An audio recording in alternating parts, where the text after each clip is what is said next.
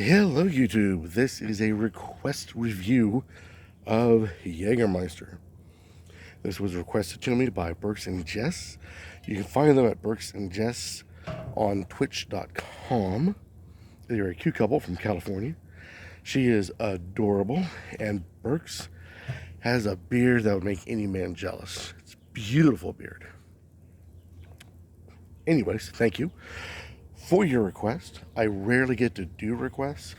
The reason why is, I'm sure some of you know, I live in a very, very, very boring part of the empire. I made a remark, and I still hold to it, even though my friends defy me on this, is that you go to someplace who you think is the absolute boringest place you can go to. Ask those people where they would not want to go because it's too boring for them. And I live next door or down the street from there. Like I said, I've got friends who growl at me when I make that statement, but I'm a transplant, so what can I say? It's was not my first place to go to, and desperate times, desperate measures, and many years later, I'm still here. But the point is, not my woesome travels across this great empire, but the point is, this is a review, and it's a review of Jaeger. Now, what is Jaeger? What is a loud dog barking in the background have to do with anything with Jaeger? Dog has something to do with it, but really has nothing to do with it. Jaeger is a botanical. Yes, a botanical. In case the dog was disagreeing. Which means it's not a bourbon, it's not a rum, it's not a vodka, it's not anything along that line.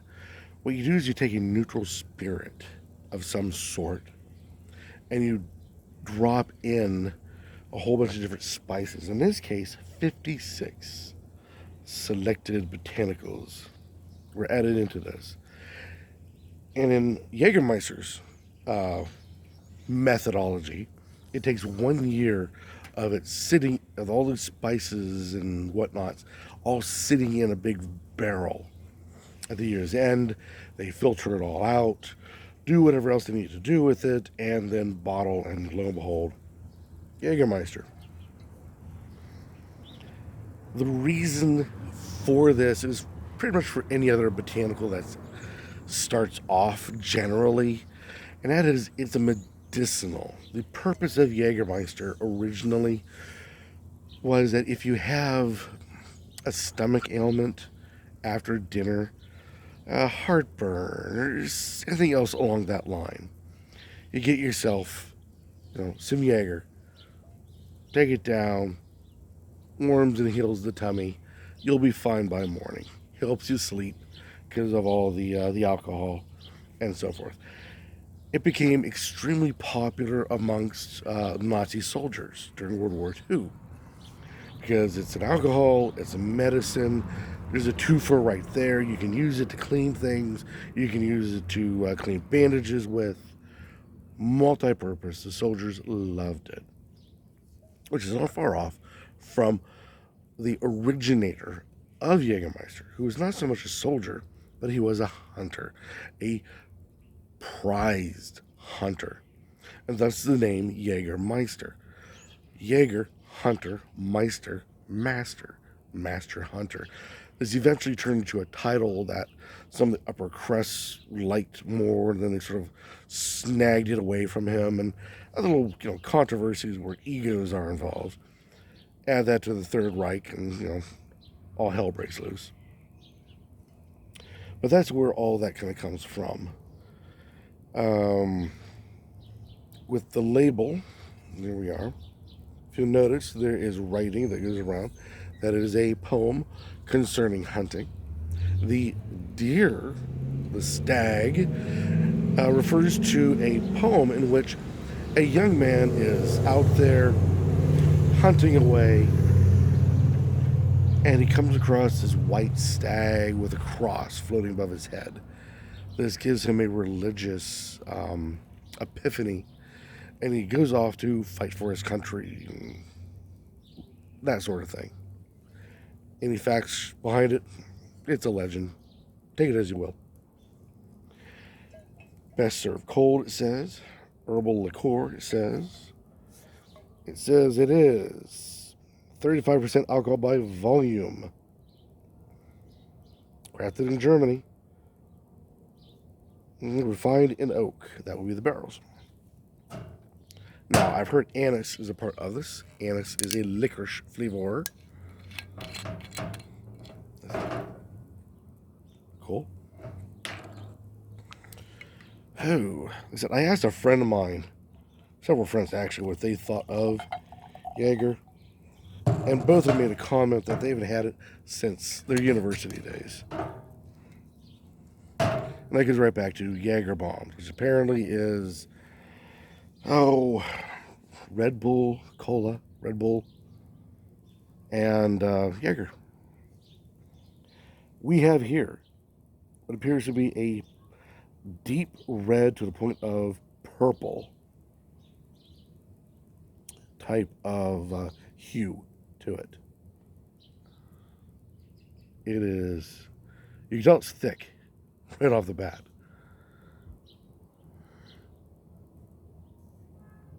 Wow, no tearing, no nothing. That's impressive. Usually by now something happens. You're looking for the tearing to see how thick the solution is. It gives holes on the side of the glass. Now we give it a swirl to increase the air to surface for a better nose. I smell pine. I smell licorice.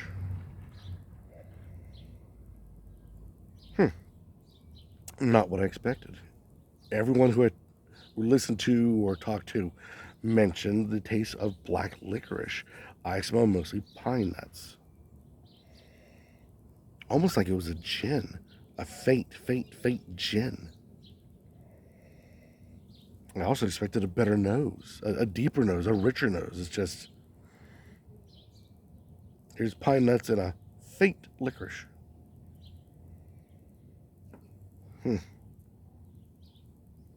I swear, the more I try to get a nose out of it, the less I get. All right.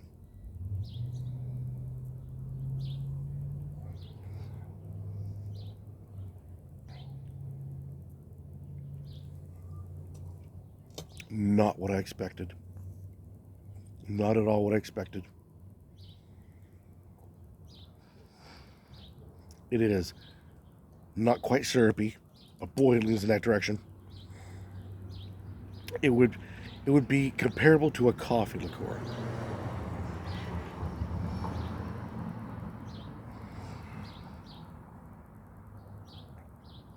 Ever slight tingly burn. Bitter enough to be almost chocolatey. Still leaning in that coffee liqueur range. I'm getting almost no licorice out of it at all.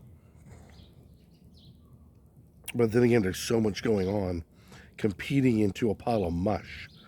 Usually, you can get, well, usually I should not say usually. Many times, when you try a bourbon or some sort of spirit that has multiple flavors, you can almost taste the different layers.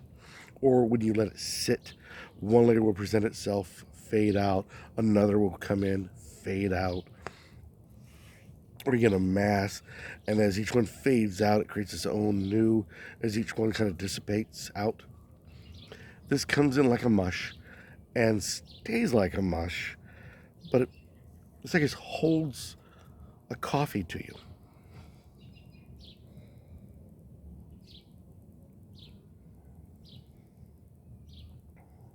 Yeah, I mean, I would say maybe it's so licoricey that it dominates to the point of coffee, but I've never known licorice to refer to any other flavor but licorice. There's there's a very long hang time to it. extensively long hang time. So when you sip it, you got a ways where you want to take another sip. I can see the medicinalness of this because it tastes not quite cough syrupy. If you're a child of the 80s like I am, you'll understand cough syrup. The way that we've all all loved it back in the day. Think of this as almost a watered down cough syrup without the extra character of water.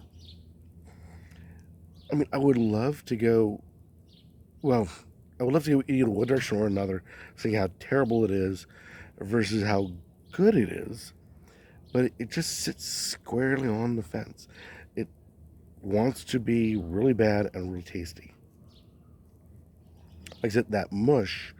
But if you let that mush kind of sit, it dissipates to this coffee chocolate, bittery coffee chocolate, but a coffee chocolate. If you aren't patient enough for it, it's a heavy mush. Interesting. Absolutely interesting. Um, I was reluctant to even crack the ball open because I'm like, what are you going to mix it with? What else can you do with it? And personally, I just on ice, as it says, drink cold. I wonder how well the medicinal properties it boasts through its history and its ingredient list actually is. I mean, if you have an upset tummy, does this help? I mean, just because they call it a botanical, just because they say, here, sip this after dinner if you have heartburn, doesn't mean it works. Also doesn't mean it doesn't. Curiosities abound. Well, very interesting. Thank you, Jess and Burks. I do appreciate it. If you guys have any others, please let me know. Maybe I can find it out in my boring little part of the world. But Jagermeister, any comments down below be warmly accepted as always. Or better yet, go out there, buy. I'm sure you've been out there. I'm sure you guys have bought it and tried it, and remembering back into your youth days of slamming it down. But try it with an adult taste. You know, a Glencairn, and see what you guys think. It may change your mind, or it may change the memories of giving stuff what we thought this stuff was. But yeah, Jagermeister. Who knew? I honestly had negative tidings going into this, and now I'm thinking, maybe we should not have waited so long. But anyways, thanks a lot, guys, and until next time, keep on drinking.